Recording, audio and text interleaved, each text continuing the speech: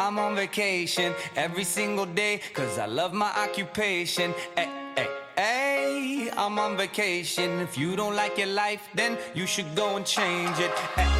Hey, I'm on vacation every single day, cause I love my occupation.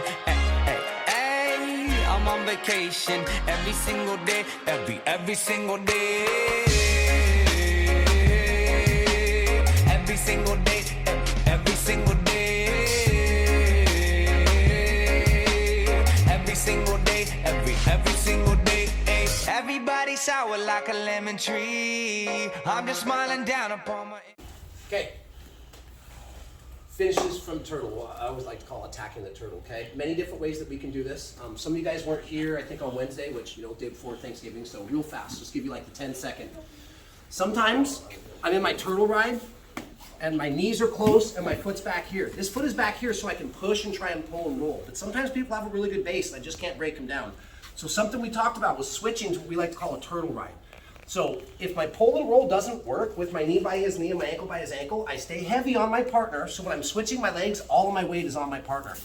And I switch around. My other, go ahead and flip this up. My other knee is going to be by his knee. I'm going to kind of keep my laces down. This leg is going to be out to the side so I can stay heavy. I'm going to kind of drape my armpit over his hip. Why? Because one of their defenses is going to do a front roll, right? If I stay up here, he can front roll. But if I stay down here, go ahead and try and front roll, Aaron. I can check his hip, so he can't take the front roll. So I'm never just hanging out in my turtle ride like this. I'm always staying heavy on his hips. Boom. Now, I can still fasten my seatbelt from here if I want to, but today we're gonna go with a little bit different. So the difference between my pull and roll, watch my legs. This is my turtle ride, pull and roll. Turtle ride, pull and roll. Okay, so we know the difference. I'm still knee to knee in either instance. It's just a matter of which knee, depending which techniques I'm looking for. So we're going to be starting off on our turtle ride. Now the other day, just to quickly recap these, we talked about baiting the hook, right? And Adrian wasn't here, but I used you as an example because I showed a couple people this like a year ago when I was teaching in Oregon City. You'd be surprised how often this works. I put my foot right here. As soon as he grabs my leg, I bring my heel back towards my butt and my knees just kind of slide against each other and I crucify that arm. Now we talked about feeding underneath and I can just hit my rear naked choke from here and stack my weight on the forehead and get a tap. So there's easy chokes once I can crucify this arm because he can't defend this avenue into his chin. We also talked, go ahead and rotate a little bit to the side.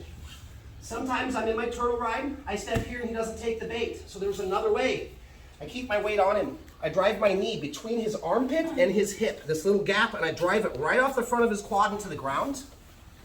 Then I use my heel to collect, and I have the same attacks on chokes here. Okay, so that was basically Wednesday. If you missed it, we made a video, go back and watch it, or we can practice it after class if you have questions. Today, we're gonna do a similar but different style of attacks. I don't have to crucify this arm. So, go ahead and give my head on view this time. Okay, so maybe I tried my pull and roll. No worky. I tried to bait the hook, didn't work. Maybe I even tried to drive my wedge in and it's not working. So watch what's gonna happen. First off, before I show you the technique, anybody who ever wrestled before, this will be familiar. I drive my hand since I'm already, or at least trying to establish my seatbelt. Everybody see this hand right here? All I'm gonna do, here, rotate a little more. If I can get to my seatbelt, I can also just roll my palm up, grab the wrist. And the idea is I wanna keep his wrist so he can't guard his collar. So I kind of roll that wrist in, okay? Now, it's hard for him to draw a base over here if I wanna push him. So I go for my seatbelt. The first thing I'm gonna do is called a wrist ride. I'm gonna ride on his wrist. His hand's already in, so it's even easier. If his hand's out here, sometimes I gotta reach for it, pull it in.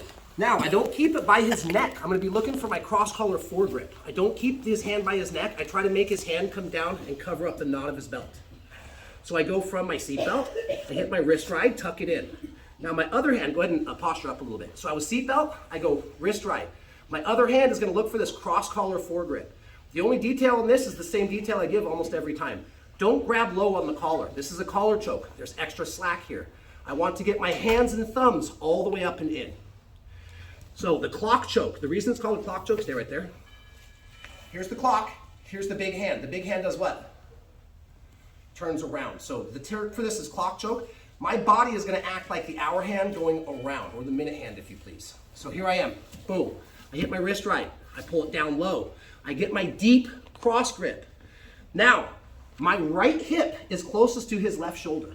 I want to get my right hip in front, not on the side, in front of his shoulder. And then I'm going to drop his head to the mat, my head to the mat, and I'm going to walk around like the hour hand. So we start here, wrist ride down low, deep foregrip. And I'm going to hop up now. I'm going to get my hip in front of his shoulder. See, I'm sitting on the top of his shoulder right here. I'm not trying to choke him from the side of his shoulder. I'm trying to get up on his shoulder, and I'm going to continue to walk while I drop my head. So the whole thing will look like this. Wrist ride, cross collar foregrip, get it tight. Now I'm going to bring my hips to the front of his shoulder, drop my head down low, and I just start to walk and pull on this foregrip. Pull and roll, doesn't work. Turtle ride, staying heavy. Wrist ride, cross grip, shoulders in front of the hips, and then I sit down. I drop my head down low to trap him, and I just start to pull the fore and walk around the dial. Last time. Pull and roll did not work. Turtle ride, wrist ride, cross grip, hips in front, head down low, and I start to walk. This is the traditional clock choke from turtle, okay? I'm gonna give us 6 minutes on this one because this is like one of the number one chokes that you're gonna see from turtle. Anybody have any questions? Ready? 1, 2, 3. Okay, technique part 2. We're gonna assume that maybe the player on the bottom has a little bit of experience. Maybe they've been clock choked before. So this time, they're gonna know if I can get that wrist ride and lock their arm out, that they can't really do a lot to defend their collar. So it's also very common that as one partner's turtle, I tried to bait the hook, I tried to split the difference, can't do it. Aaron's arms are still in. When he realizes I'm gonna go to the clock choke, as soon as I start reaching, he puts his hand out. So the farther his arm is out, it's gonna be really hard to get to my wrist ride. Okay, so all we're gonna do now is we're gonna do the same thing. And yes, if you want to, you can open the collar and feed the foregrip. Now, we're gonna do a cutaway just for a second. When we're training this, bottom partner don't do this, but I want you guys to all be able to see this. Aaron, sit up a little bit. Okay, I go for the wrist ride, it's not there. I get my cross collar forward. You guys remember the necktie that we do from the back all the time? Where I come around, I find the other collar. Bottom hand goes down, this hand goes across. This is the necktie finish. If I can't, go ahead and go down, please. If I can't get the clock choke because he understands the wrist ride game and he puts his hand out, first thing I'm looking for is clock choke. When he puts the hand out, no problem. I'm now gonna come across and pick up the necktie and finish. So it should look like this. Here I am. I go to hit the, nope. I'm gonna feed lapel. Now my hand doesn't come back out, it comes back down. Again, on this one, I like to have a really pronounced like V or an L because I'm gonna come up top, sloop my thumb in. Now I'm gonna come down and it's the same finish to the necktie. I'm pulling down and across. Now I can finish from here, but guess what else I can do? Same motion with my legs and hips like the clock choke. I can finish here, it's really arm intensive, but if I get my hips in front, bury him, I'm still anchoring with my bottom hand, I'm still pulling and walking around the dial. So it's almost the identical choke. The only thing that's different here, you guys, is one, I have a wrist ride.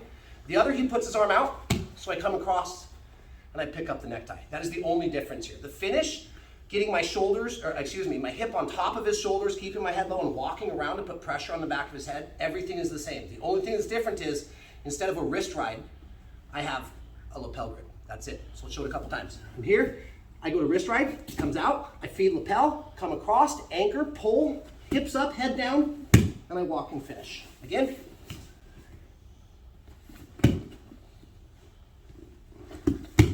Finish. Okay? If you guys have any questions, I'll be around. Question? Your weight on his head and shoulders is going to keep him from hand fighting you? Because that other hand's a little bit. If his hand comes back in, by the time I have these already, it's going to be the other hand, his left hand. His left hand is going to fight. He's going to hand fight you though, isn't he? I mean, if you keep your how's weight he- on his head though, he's going to have a hard time getting. So I come in, I try and wrist right, he hides it. Feed, cross here. There's not a bunch he can do right here. And let's say he's giving me a problem. Guess what? Now I can put this in.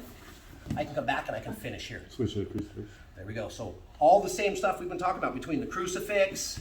Notice what we're doing today. Just good questions. So let's make sure that we understand something. If I can crucify him, that's like a turn in the road. It sets me down a different path. Okay? If I can't crucify him, or I don't want to crucify him, then I'm immediately going to look for something else, like clock choke.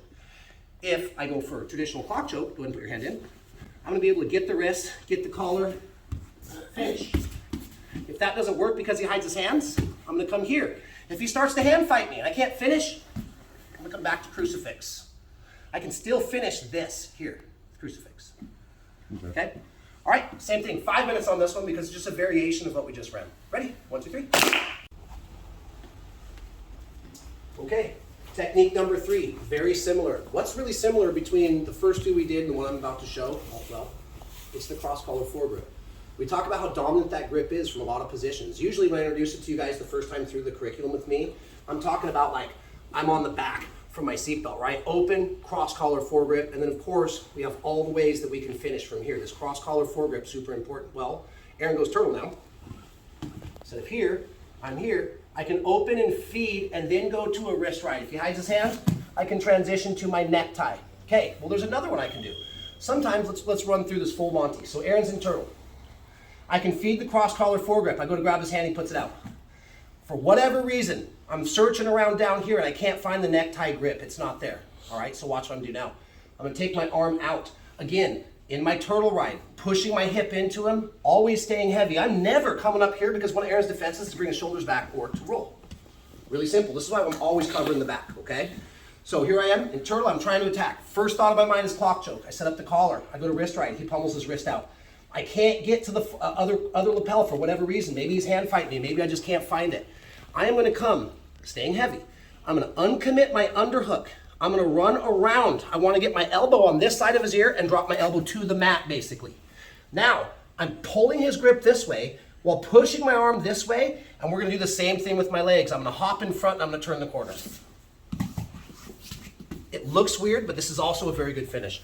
The reason I teach this number 3 is because if this choke goes bad, sometimes it can end up in a tiny bit of a scramble. Whereas if I'm trying this, I can always come back to my seatbelt, my control. If I try this and it doesn't work, I can always come back to my seatbelt, where I can do things like pull and rolls or force the crucifix, and now I can finish. So on this third one, just realize the reason why we teach this number 3 is because I like to think about this as my third option. I want the options where I can keep the underhook. If it goes bad, I can come back to control. But sometimes I might be down 20-0 with 30 seconds left. I don't have time for points. So instead of, he hides the wrists, I can't hit the necktie, I'm gonna come over, drop my elbow low, and again, my elbow is wiping the table as I'm pulling, and I'm doing the same exact thing with my hips and keeping my head low. Twist his head off. So it looks like this. Nope, nope. Yep, sorry. I wasn't even pulling that hard, guys. So same thing, 5 minutes on this. After that, we'll grab fluid and roll. So any questions, I'll be around. Ready? 1, 2, 3. Try not to make your partner do what Aaron just did. Okay, I will.